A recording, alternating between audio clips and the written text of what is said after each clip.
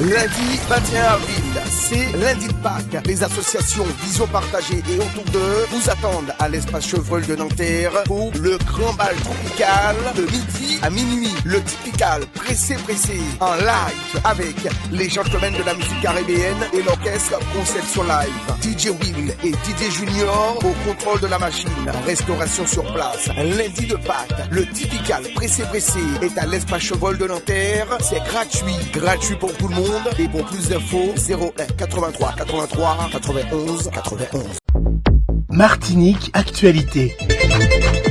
Bonsoir à tous et bienvenue sur Fusion, votre source d'actualité en Outre-mer. Coup dur pour le RPRAC, Mario Brignon, un fidèle lieutenant de Rodrigue Petito et figure musclée du mouvement, a passé la nuit en garde à vue à Fort-de-France en cause d'une violente dispute conjugale signalée par une voisine. À l'arrivée des forces de l'ordre, la compagne de Briand présente plusieurs ecchymoses et une blessure à la main possiblement causée par une arme blanche. La victime a été hospitalisée puisque Mario Briand nie en bloc les accusations, mais les soupçons sont bien là et l'enquête suit son cours. Pour rappel, Mario Briand devait déjà devant la justice dans l'affaire de l'intrusion à la résidence préfectorale en novembre dernier. Décidément, l'entourage de Petito semble stimuler les casseroles. Ambiance tendue hier soir dans le secteur de Milrum à Grand-Case à Saint-Martin. Une femme d'une trentaine d'années a été grièvement blessée par balle, touchée à l'abdomen et aux jambes. Les faits se sont produits en début de soirée à 2 pas de l'aéroport. Chargée par les secours dans un état critique, la victime a été transportée en urgence absolue à l'hôpital Louis-Constantin. Les circonstances restent floues, pas d'arrestation, pas de témoins directs confirmés. La gendarmerie garde le silence pour ne pas entraver l'enquête. Un fait divers inquiétant qui relance la question de la sécurité à Saint-Martin où les armateurs circulent un peu trop librement.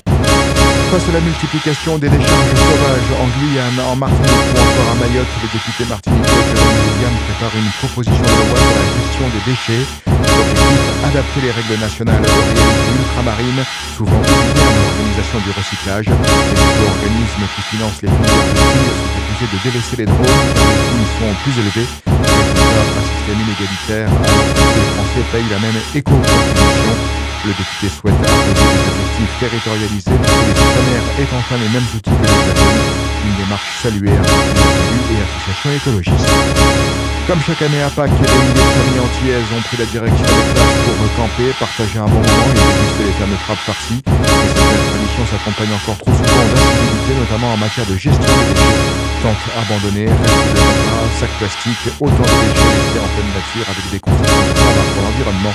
Les autorités rappellent que chacun est responsable de la propreté des lieux. Il est donc essentiel de ramener ses ordures, trier ses déchets et respecter ses espaces naturels. Préserver nos plages, c'est aussi honorer la tradition sans compromettre l'avenir de notre territoire. C'est une petite révolution dans vos boîtes de médicaments, mais qui ne passe pas sans grincement des dents. À partir du 1er octobre prochain, 108 médicaments vendus en pharmacie testeront la disparition pure et simple des notices papier, remplacées par des versions numériques via un QR code à scanner ou un détour par un site web. Écologie, dit le gouvernement, venu en Martinique où 7 personnes sur 10 peinent encore à naviguer sur Internet. La pilule est dure à avaler, notamment pour les personnes âgées. Et pendant ce temps, les patients ont une réponse adaptée ou espérer-on qu'un pédagogue fasse pilote pour 2 ans avec des vidéos expliquées à l'appui. Un progrès pour certains, un vrai casse-tête pour d'autres. 17 ans, jour pour jour après sa disparition, la Martinique se souvient de l'un de ses fils, Aimé Césaire, un poète de la négritude, maire baptisteur, parlementaire infatigable.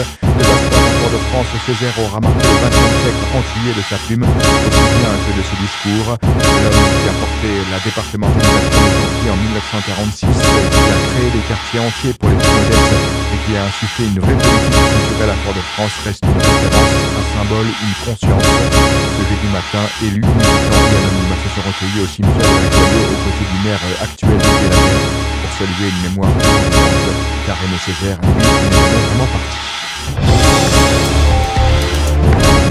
Ce jeudi, à l'occasion d'une prise de parole d'Emmanuel Macron sur les relations entre la France et Haïti, Jean-Marc Ayrault, ancien Premier ministre et président de la Fondation pour la mémoire de l'esclavage, appelle à un geste fort. Il invite la France à prendre la tête d'une coalition de l'espoir pour Haïti en lançant un travail de mémoire sur l'indemnité imposée à l'île après son indépendance. Selon lui, à la reconnaissance de cette injustice initiale serait une étape historique, mais ce n'est qu'un début. Désormais, une commission de recherche franco-haïtienne et poser les bases d'un nouveau déclarat qui déclarait ce jeudi. Ce travail de mémoire doit aussi permettre d'avancer sur l'histoire coloniale française et le temps de s'établir. Culture dans la jungle aseptisée de la musique formatée, un souffle brut et authentique de la scène caribéenne. caribéenne. Marron Session by Jacoul, imaginé par le producteur martiniquais Joël Jacoulet. Ce rendez-vous mensuel transforme le tome à Fort-de-France en laboratoire sonore pour talent et liberté. Premier round, ce vendredi 18 avril à 19h avec Martin Belloni et son projet Actif Perdu. Une performance sur le faux entre soul, rap, R&B et vibration martiniquaise. C'est intense, sincère, un peu parfois mais toujours vivant, loin des paillettes et du playback. Le concept de la musique live, vrai, sans attitude, une langue de bois, une scène émergent, un public actif, une ambiance électrique. Et tout ça, Joël Jacquet. Comme je l'ai dit dans le petite vidéo que j'ai fait pour avoir le projet, donc ça concerne des artistes vraiment émergents. Mais ça peut aussi concerner des artistes plus confirmés, mais qui ont envie d'essayer de nouveaux répertoires. Moi, j'ai envie, par exemple, que des artistes plus soient connus et envie de faire des exercices artistiques qu'ils ne pourraient pas faire dans d'autres salles parce que les gens, ils veulent entendre les succès, les morceaux qu'ils connaissent.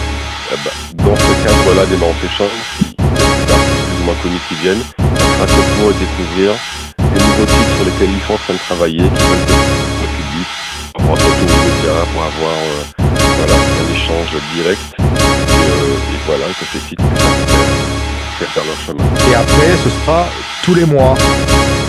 Exactement, ça sera tous les mois. J'ai déjà arrêté les premières dates, donc qui vont donc le 18 avril, le 13 mai et le 21 juin, fête de la musique, où on fait quelque chose. Et il y a déjà des noms de prévus? Je vais les communiquer bientôt, moi je suis au courant, mais je veux vraiment qu'on se concentre sur la première date, et après je communiquerai sur la deuxième, et après je communiquerai sur la deuxième. Je tiens à préciser quand même que les gens qui vont passer au tome, pas que les gens avec qui j'ai travaillé, parce que j'ai reçu beaucoup d'appels à candidature, on peut dire comme ça, de gens, et donc j'ai reçu des choses qui m'ont vraiment énormément plu. Donc voilà, donc moi je tiens vraiment à avoir un vrai coup de cœur, parce que sinon ça marche pas. Et j'en ai eu des gens que je connaissais pas, qui m'ont envoyé des choses qui m'ont très bien. Ils sont payés pour jouer, c'est pas gratuit, ils viennent, ils sont payés, il a acheté, donc une petite économie, mais ça permet quand même de toucher quelque chose de près, de professionnel. Et après, qu'ils fassent leur chemin, et bien sûr les accompagner fort de cette expérience, puissent continuer, et que même pour les programmateurs éventuels d'événements, se dire je vais aller voir le tome qui se passe, je sais qu'il y a souvent des choses intéressantes qui s'y passent, voilà.